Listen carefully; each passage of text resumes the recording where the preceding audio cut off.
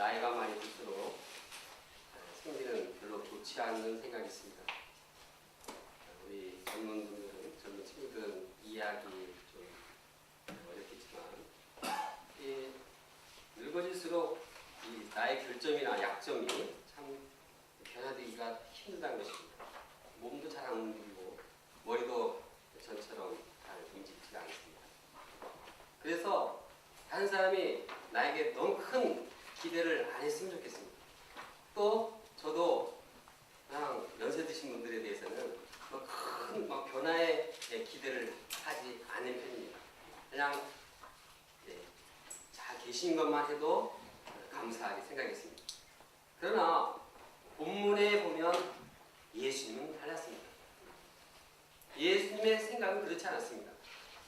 예수님께서는 38년 동안이나 이 병들어서 꼼짝 못하는 이 사람을 보시고 변화시키고자 분명한 방향을 잡고 또 그렇게 변화시켰습니다. 송장과 같은 그가 벌떡벌떡 뛰면서 새로워졌습니다. 예수님께서 그를 과연 어떻게 보셨는가? 본문을 통해서 우리가 이것을 생각해 보기 원합니다. 이를 통해서 예수님께서 어떤 분이신가 우리가 영접하기를 원합니다. 첫째, 생명을 사랑하시는 예수님. 유월절이 유대인의 명절이 되었습니다. 명절에 예수님께서는 예루살렘으로 올라가셨습니다. 주로 명절에는 사람들이 축제를 즐깁니다. 축제를 통해서 이제 서로 시도 발표하고 또 춤도 추고 이렇게 즐깁니다. 그러나 예수님께서는 축제 현장에 가시기 앞서서 먼저 병자들을 방문하셨습니다. 예수님께서 방문하신 것은 예루살렘의 양해문 곁에 있는 베데스다 연못가였습니다. 베데스다라는 그 뜻은 은혜의 집이라는 뜻입니다. 은혜의 집이라고 해서 정말 은혜가 충만한 것은 아니었습니다. 은혜가 필요한 곳이었습니다. 은혜가 절실하게 필요했습니다. 왜냐하면 거기에는 고치지 못하는 많은 병자들이 즐비하게 있었기 때문입니다. 거기에는 눈 보지 못한 자, 다리를 저는 자, 걷지 못하는 자, 여러 종류의 사람 병자들이 누워서 참 신음하며 마음을 괴로워하며 참 한숨하고 또 한숨을 쉬고 이렇게 절망하고 있었습니다. 육신의 고통도 힘들고 이 마음의 고통도 심각했습니다. 그런데 그들에게 신랄 같은 한 가지 소망이 있었습니다. 그 소망이라는 것은 천사가 가끔 이 못에 내려오는데 이 못에 내려와서 물이 동할 때 가장 먼저 들어가는 자가 이 고침을 받는다는 것이었습니다. 그런데 이 가끔이라는 것이 참 막연합니다. 이 가끔이 1년인지 2년인지 10년인지 20년인지 이 도대체 계산을 할 수가 없습니다. 그래서 편하게 기다리고 기다리는 그러한 상황이었습니다. 거기다가 기다려도 천사가 물을 안 움직이면 그냥 와도 마찬가지 오나거나 하나 갔다 와도 아무런 의미가 없습니다.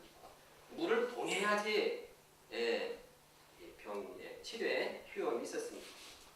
또 물을 움직인다고 해도 그 가장 먼저 그 물속에 들어가는 자만이 치유함을 얻을 수 있었습니다. 그런데 이 눈이 먼다거나 중풍병으로 몸이 움직이지 않는다고 하면 그 사람은 1등을 결코 할 수가 없습니다. 정말 치료하기에 불가능한 그런 상황이었습니다. 그러므로 이 베데스다의 못가의 분위기는 절망적이고 또 고통스럽고 또 신음하며 이러한 곳이었습니다. 그 중에서도 가장 힘들어하는 사람은 이 몸을 38년 동안 움직이지 못하는 중풍병이었어요. 예수님은 바로 이러한 절망적인 상황, 이러한 고통의 사람들이 있는 베데스다에 가셨습니다. 그리고 가장 치료하기가 어려운 38년 된 그 병자에게 다가가셨습니다. 그 병자는 나을 소망, 변화의 소망이 전혀 없었습니다. 10년이면 강산이 변한다고 했는데 38년이니까 강산이 변해도 확 변해서 서너 번이 변해야 되었습니다. 그러나 이 사람은 도대체 변하지가 않았습니다. 변하기는커녕 그냥 더 안 좋아졌습니다. 더 중풍병이 심각해졌습니다. 그가 몸이 불편하니까 마음도 힘들었습니다. 그가 하는 말을 보면 그 마음이 얼마나 괴로워하는지를 알 수가 있습니다. 주여, 물이 움직일 때 나를 못에 넣어주는 사람이 없어서 내가 가는 동안 다른 사람이 먼저 내려갑니다. 그냥 그 사람은 다른 사람이 안 도와주네요. 나 정말 저 1등에서 물 들어가고 싶은데 다른 사람이 하나도 안 도와줘요. 그는 사람에 대한 기대가 있었지만 도와주는 사람이 없었습니다. 이렇게 말하는 것은 아주 자연스러운 것입니다. 이 손발을 꼼짝 못하는데 다른 사람은 내려가는데 나는 꼼짝 못하고 있어야 되니 얼마나 참 이 마음이 아팠겠습니까? 안타까웠겠습니다. 다른 사람이 도와줘야 되는데 도와주는 사람도 하나도 없으니 얼마나 절망스럽겠습니까? 그는 정말 자포자기 상태로 이 연못가에 있었습니다. 그래도 어디 갈 데가 없으니까 그냥 있는 것입니다. 이제 그도 참 지쳤지만 그를 돌봐주었던 사람들도 지쳤습니다. 한두 해 이렇게 돌보는 것도 힘든데 계속 38년 동안 지켜보고 돌보아야 한다는 것은 너무나 힘든 일이었습니다. 그래서 이제 다른 사람들도 그 돕는 것을 포기했을 것입니다. 자기도 자포자기하고 다른 사람도 포기한 그 사람. 예수는 그 사람을 향해서 나왔습니다. 예수님은 그의 누운 것을 보셨습니다. 38년 동안 누운 그 폼이 딱 잡혔습니다. 보니까 그냥 그 상태가 얼마나 38년 동안 정말 괴로워했는가 그 상황이 눈에 잡혔습니다. 육신의 불평뿐만 아니라 마음에 생기는 절망, 패배감, 이 고뇌를 볼 수 있었습니다. 그리고 예수님은 병이 벌써 오랜 줄을 아셨습니다. 사랑의 눈으로, 긍휼의 눈으로 봤습니다. 다른 사람은 저 사람 쳐다보지 않았지만 예수님은 그래도 그 사람을 보셨습니다. 그리고 그 사람의 그 상태를 이해하셨습니다. 아셨습니다. 그 상태를 아니까 마음이 짠해져서 가만히 있을 수 없습니다. 부모가 자녀의 어려움과 고통을 알면 알수록 그 마음이 얼마나 합니까? 부모가 정말 이 아이가 자폐증이라든가 어려운 병에 걸리면 더 마음이 더 그쪽으로 가는 것이 아닙니다. 예수님도 이렇게 어려운 사람을 보시고 이해하시고 그에게 마음을 쏟으셨습니다. 그리고 그에게 소망의 말씀을 주셨습니다. 내가 낫고자 하는 낫고자 하느냐는 것은 그가 뭐 진짜 낫고 싶냐 낫고 싶지 않느냐 이걸 물어본 것이 아닙니다. 그 낫고 싶은 마음을 아시고 그 마음에 불꽃을 붙여주신 것입니다. 그래서 그 희망의 불꽃이 타오르게 하게 한 것입니다. 예수님께서는 내가 더 죄를 범하지 말라 이렇게 14절에 말하고 있는데 그 마음에 죄까지도 하셨습니다. 그럼에도 불구하고 이 마음에 소망을 새롭게 심어주셨습니다. 여기서 우리는 예수님께서 한 사람을 어떻게 사랑하시는지 알 수 있습니다. 그것은 한 사람을 관심을 가지고 관찰하고 그 사람을 유심히 보는 것부터 시작됩니다. 사랑한다고 하면 가장 먼저 할 것은 그 사람을 외면하지 않고 그 사람을 깊이 바라보는 것입니다. 그리고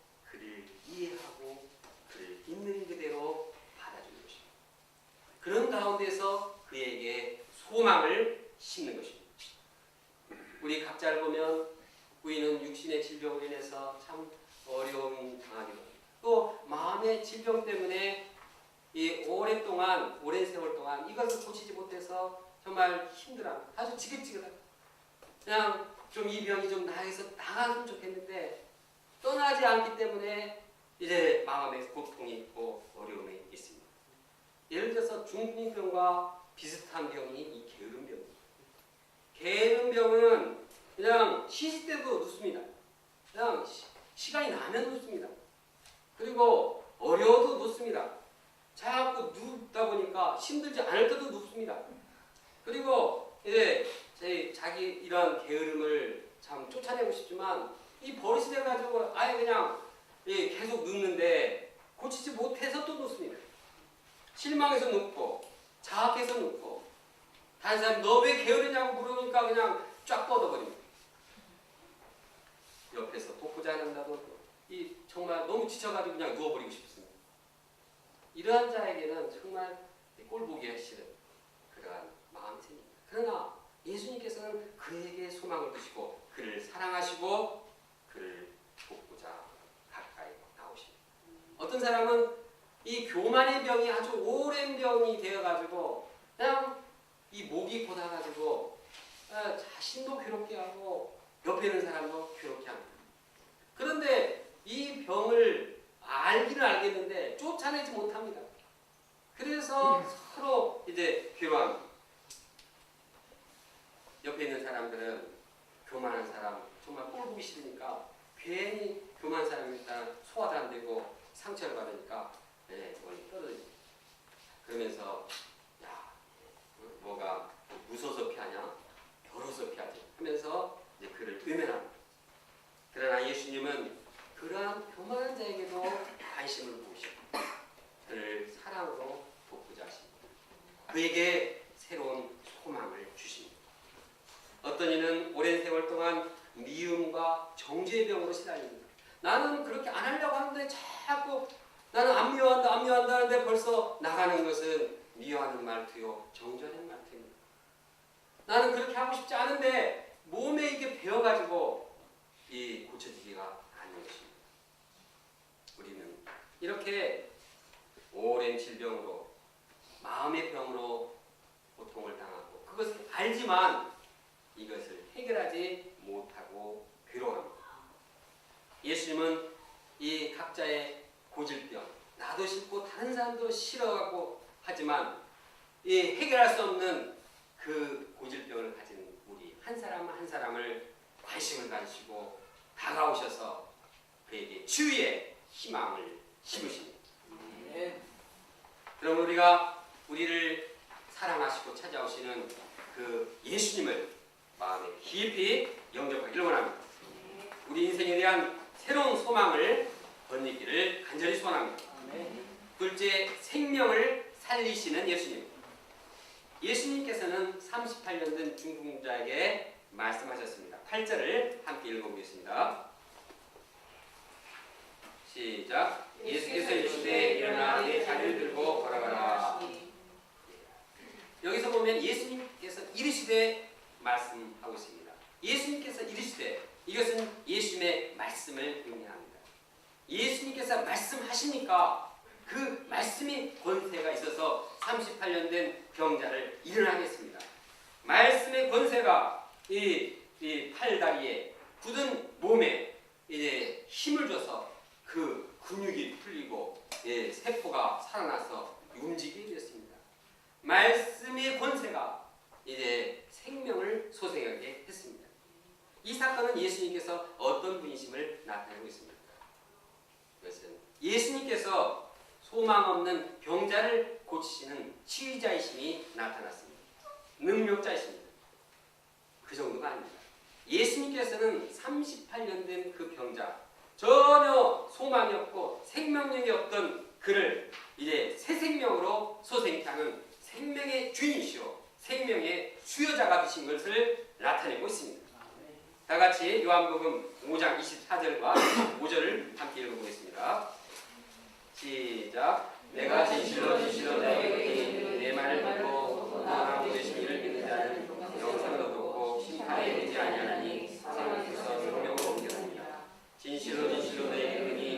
자들이 하나님의 음성을 들을 때가 오나니 곧 이때라 듣는 자는 살아나리라. 이 말씀은 38년 된 이 병자를 고치신 사건과 연결되는 내용입니다. 다시 말해서 이 사건에 대한 해석입니다. 그 해석에는 예수님께서 생명을 주시는 분으로 말하고 있습니다. 예수님은 생명을 살리십니다. 말씀으로 생명을 부활케 하십니다. 듣는 자는 살아나리라. 예수님의 말씀을 듣는 자는 살아납니다. 어떤 자도 예수님의 말씀을 들을 때는 살아납니다. 38년 된 병자도 살아납니다. 죽어서 반석에 시체로 있던 이 청년도 살아났습니다. 시체가 되어서 이 무덤 안에 있던 나사로도 예수님의 말씀으로 살아났습니다. 예수님의 말씀에는 힘이 있어서 어떤 죽음의 권세도 파하고 살리게 하는 힘이 있습니다. 우리에게 이러한 생명의 회복자, 생명의 수요자가 우리와 함께 있다는 것이 얼마나 행복한 일입니다.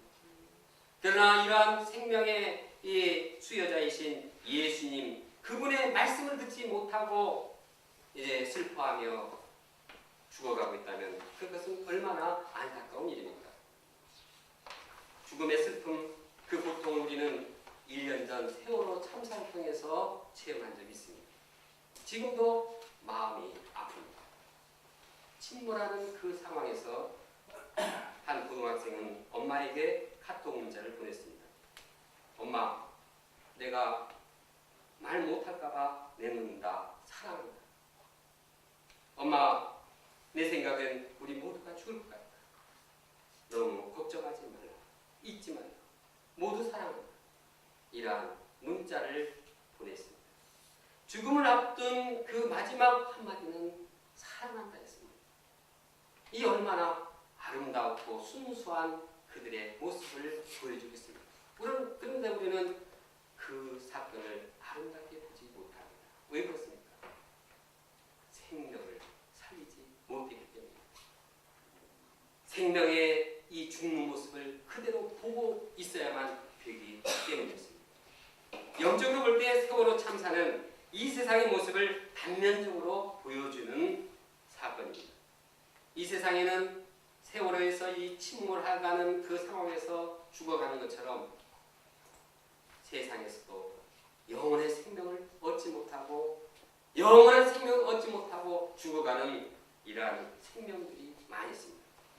겉으로 볼 때는 멀쩡하지만 영적으로 볼 때 마음의 죄로 인해서 병들고 생명이 없어서 괴로워하다가 죽어가는 사람도 질들이 있습니다. 결국 모든 사람들이 죄 때문에 병들고 고통하다가 죽습니다. 이것이 얼마나 비참한 일입니까?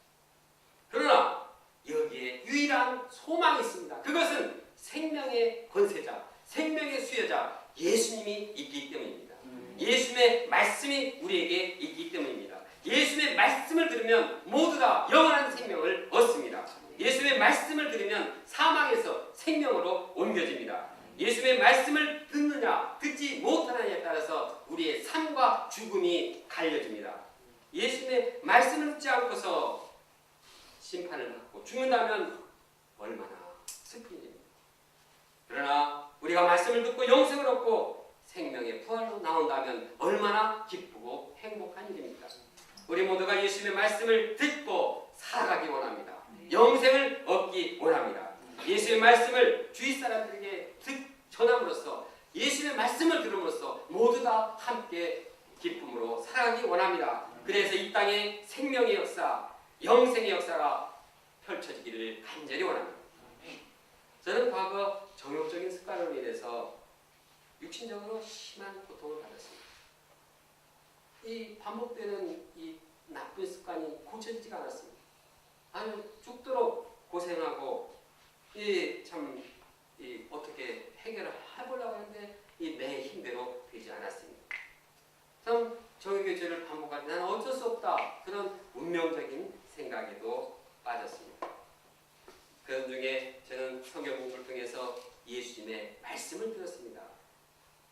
아버지여 저들을 사하여 주옵소서 자기들이 하는 것을 알지 못합니다. 예수님의 용서의 말씀이 이 말씀이 제가 제 힘으로 해결할 수 없는 죄 문제를 해결해 주셨습니다. 이 말씀이 저의 심령 가운데 함께할 때 저는 죄의 사함을 얻게 되었습니다. 영혼의 자유함을 얻게 되었습니다. 영혼의 생명을 체험하게 되었습니다. 영생을 확신하게 되었습니다. 이제까지 내가 해결하지 못했던 그 아주 본질적인 그 문제가 예수님의 말씀으로 새롭게 되었습니다. 물론 죄악된 본성이 마음 깊은 곳에 남아 있어가지고 자꾸 또 이 죄를 반복하기도 합니다. 그러나 저에게는 말씀이 있습니다. 그래서 다시 말씀을 던지고 회개할 때 저의 심령은 새롭게 됩니다. 그래서 점점 더 이제 그 죄로부터 심령을 새롭게 하고 점점 더 거룩한 삶을 살게 됩니다. 우리 생명의 회복자 예수님을 찬양합니다. 네. 셋째, 생명을 살리기 위해서 싸우시는 예수님. 예수님께서 38년 된 병자를 고치실 때는 안식일이었습니다. 안식일에 병을 고치자 유대인들은 병든 사람에게 말했습니다. 안식일인데 네가 자리를 들고 가는 것이 옳지 않다. 이렇게 안식일을 범했다고 트집을 잡고 이것을 계기로 해서 유대인들은 예수님을 박해하기 시작했습니다. 그들은 생명이 살아나는 생명이 회복된 놀라운 일을 보고 기뻐하고 하나님께 찬양해야 되는데 그렇지 못했습니다. 안식일법을 적용해서 그들을 정죄했습니다. 그들을 예수님을 핍박했습니다. 그들은 진짜 중요한 일이 무엇인지를 알지 못했습니다. 생명이 살아나는 것을 기뻐하지 못하고 오히려 그들이 죄를 범했다고 이렇게 정죄했습니다. 이에 대해서 예수님께서는 그들에게 안식일이 왜 안식일에 일해야 하는지 말씀하고 있습니다. 예수님께서는 내 아버지께서 일하시니 나도 일한다 이렇게 대답하셨습니다. 하나님은 안식일에도 쉬지 않고 일하십니다. 하나님은 안식일에도 생명을 탄생시키십니다. 하나님은 안식일에도 이제 창조한 이 세계를 움직이시며 지구를 자전하고 이 태양을 공전하게 하시고 이 모든 사시사철 계절을 움직이시고 운행하십니다. 또 생명의 구원의 역사를 이루어 나가시는 것입니다. 예수님도 하나님과 함께 일하십니다. 그러므로 유대인이 6월절에 안식일에 예수님께서 전신을 건전하게 하신 것에 대해서 정죄할 필요가 없습니다. 오히려 그들은 하나님께 영광을 돌려 마땅했습니다. 그런데 그들은 예수님을 죽이려 했습니다. 사실 38년 된 병자를 고쳐주실 때 예수님께서 유대인들과 마찰을 줄일 수도 있었습니다. 자리를 들고 걸어가는 말씀을 하지 않았다고 하면 이 자리를 들고 걸어가는 것은 안식일법 6조 1항에 위반되었습니다. 거기 보면 병자를 심상치 옮기는 것은 가하나 자리를 들고 가는 것은 위법이다 이렇게 기록되어 있습니다. 그러니까 안식일법을 조촉하지 않으면 자리를 들으란 말 안 하고 그냥 하면은 좀 마찰이 적었겠습니다. 그러나 예수님은 그것을 모르실 리 없습니다. 그럼에도 불구하고 자리를 들고 걸어가라.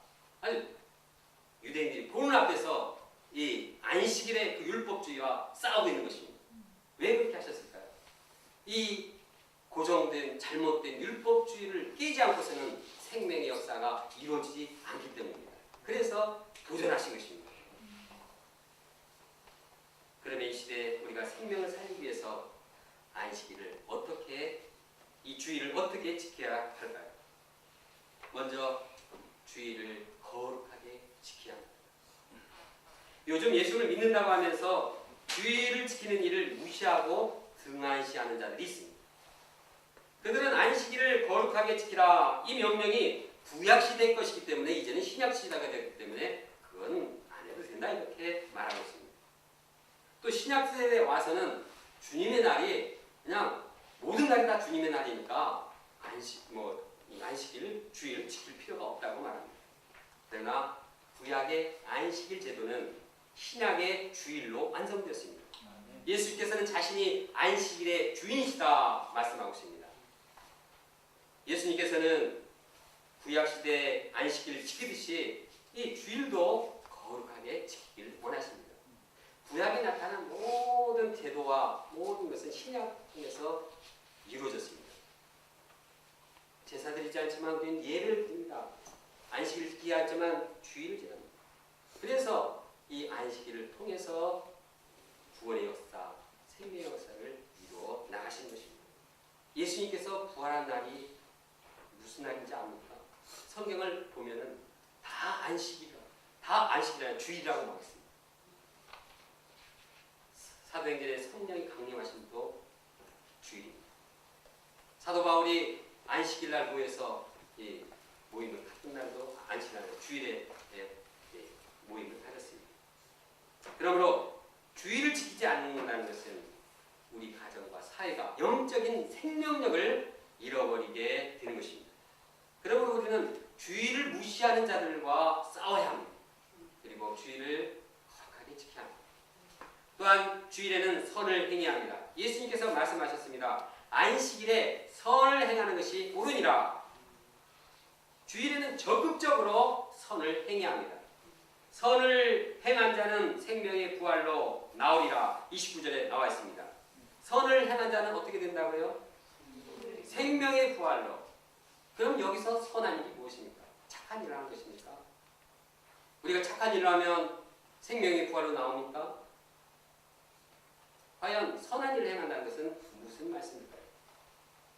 그것은 24절에 나와 있습니다. 내 말을 듣고 또 나 보내신 이를 믿는 자는 영생을 얻었고 사망에서 생명으로 옮겼느니라. 내 말씀을 듣고 예수님의 말씀을 듣고 예수를 믿는 것이 영생을 얻고 이것이 곧 선한 일인 것입니다. 그러므로 주일에는 예수님의 말씀을 듣고 예수를 믿음으로 마음의 영적인 생명을 누림으로써 살아가는 것입니다.